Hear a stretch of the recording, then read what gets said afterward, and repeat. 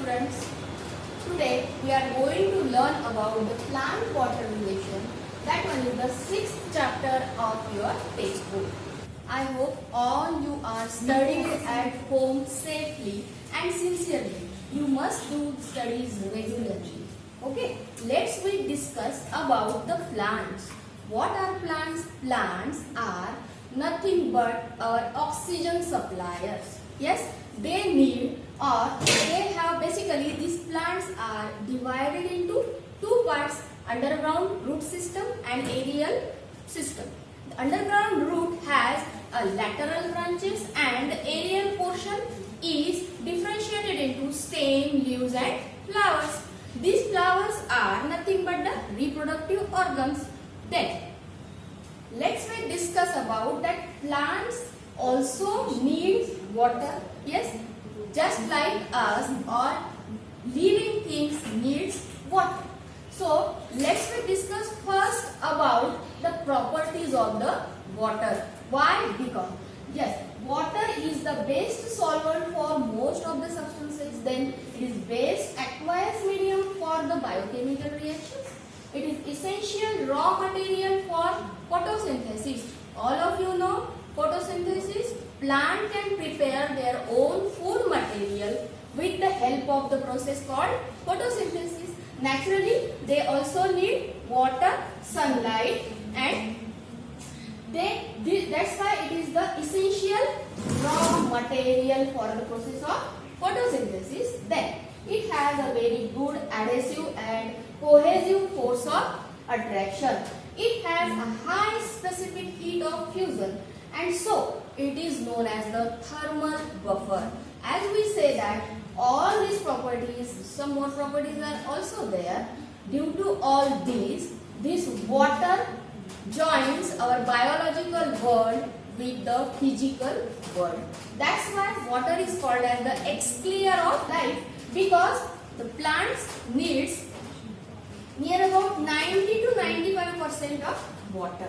Now let's recall about the structure of the root, because all of you know that root is nothing but the absorbing organ. It absorbs all the minerals and water from the soil itself.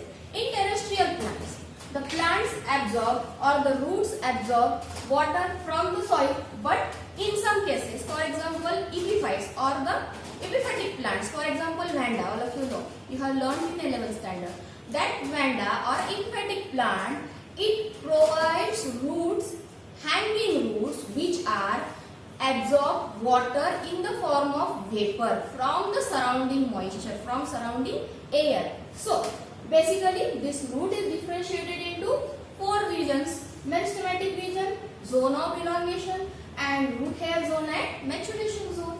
This it is covered with the root cap, and meristematic region has the power of division and redivision. That's why it can grow downwards towards the soil.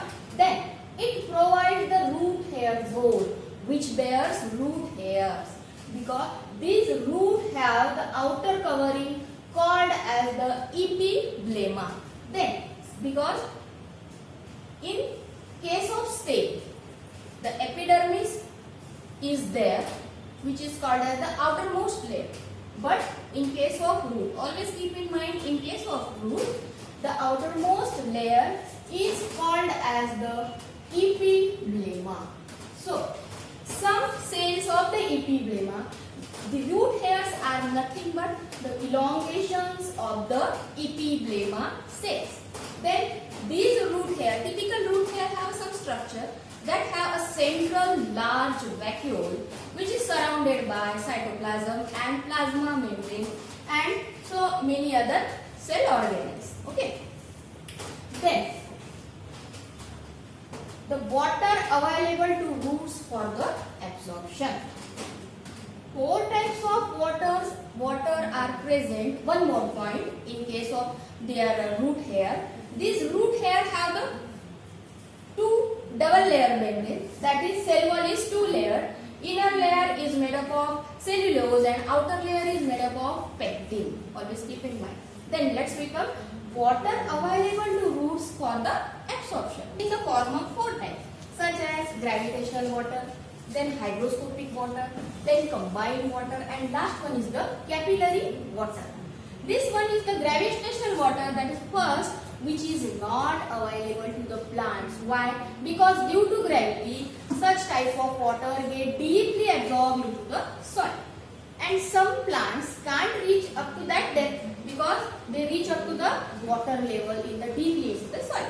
Then hygroscopic water.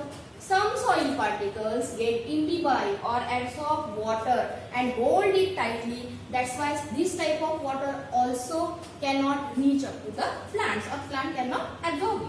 Then combined water.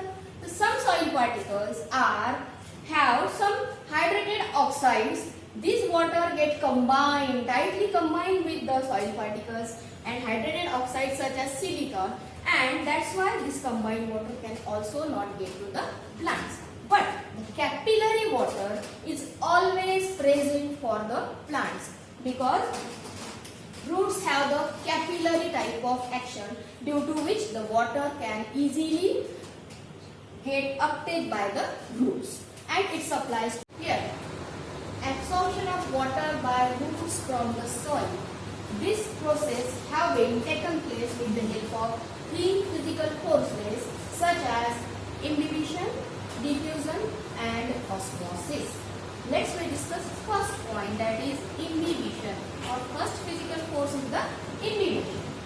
This imbibition is nothing but the swelling up of hydrophilic colloids due to the absorption of water. See, the substance that absorbs water or liquid is known as the imbibant, and the substance that get imbibed is known as the imbibate. Let's keep in mind the difference between imbibant and imbibate. Okay. Then, as I have already told you that cell wall is made up of pectic substances and cellulose, which are hydrophilic colloids. As we say that imbibition is nothing but the swelling up of hydrophilic colloids. So that's why they can absorb the water easily. This imbibition is continuous till it reaches its equilibrium. Okay. Then this significance of the imbibition is, it is significant in soaking up of seeds or swelling up of dried resins, etc. Okay. In our house, you can observe your mother, whenever your mother soaks some dried grains, and during or early in the morning when you observe it, they get swells. That is nothing but the example of this imbibition. Nowadays, in rainy season, you have observed that your doors get swells up. We cannot open it properly. Why? Because of the imbibition.